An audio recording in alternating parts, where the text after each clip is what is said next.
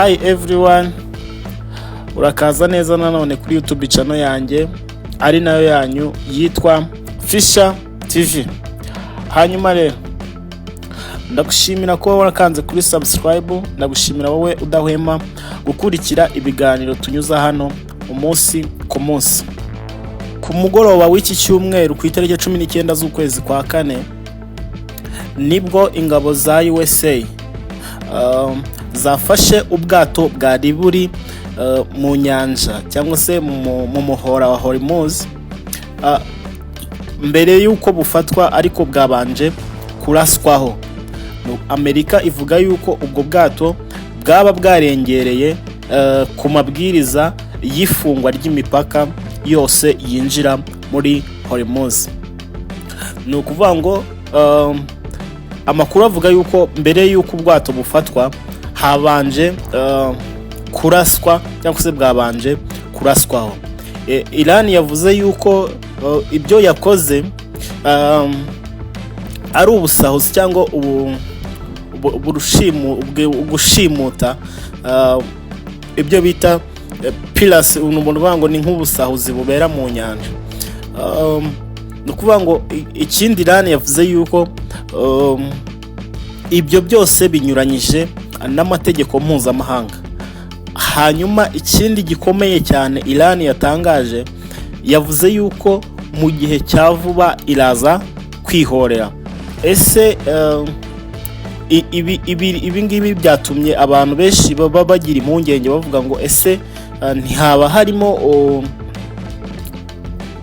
kwihorera, ntikwaba kugiye kuzana intambara ya gatatu y'isi? Kuko niba Iran itangaza ngo ishobora kwihorera isaha n'isaha kandi bidatinze, bivuze yuko biza gukomera cyangwa se biza kutaza koroha. Ni ukuvuga ngo impamvu ibi ngibi bikomeye, kuva iri fungwa ryatangira, gufunga ibyinjira n'ibisohoka muri Iran bafungiye ku mipaka yose yinjira muri Iran, iki gisirikare cya Amerika kimaze iminsi ariho kiri.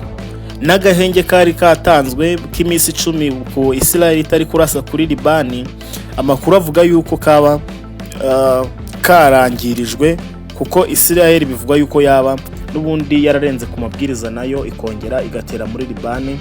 Ariko n'ubundi bitavuze yuko Iran nayo yari yafunguye no muhora, Amerika yanga gusubira inyuma nk'uko byari byasabwe, Iran yongera nayo gufunga.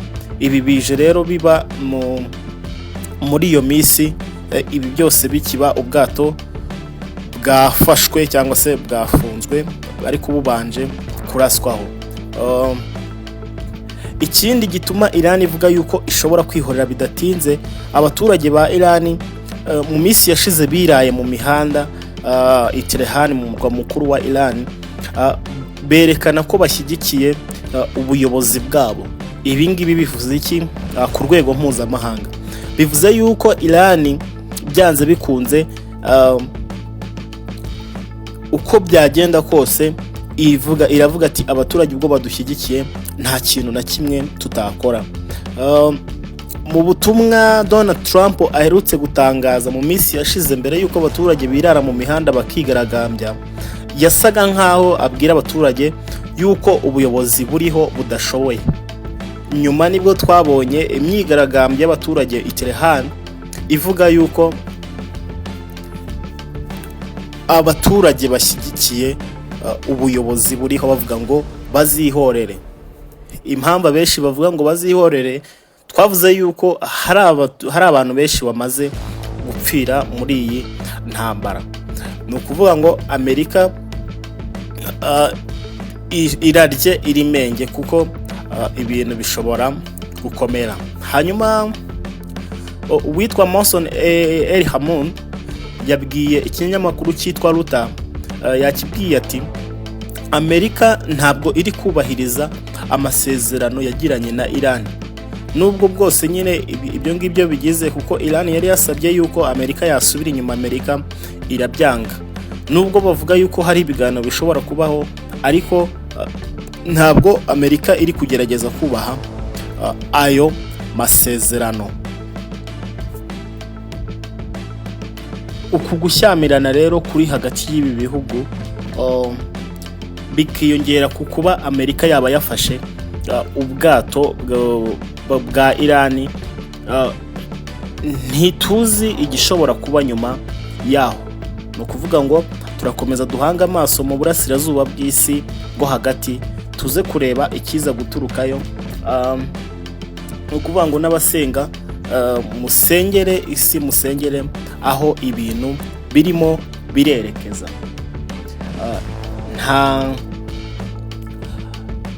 Nta kindi ugomba gukora uretse gukomeza ugakurikira ino YouTube channel, ugakora subscribe niba utarabikoze, hanyuma ibindi biganiro bikaza bisanga warakoze kuri subscribe bikakugereraho ku gihe.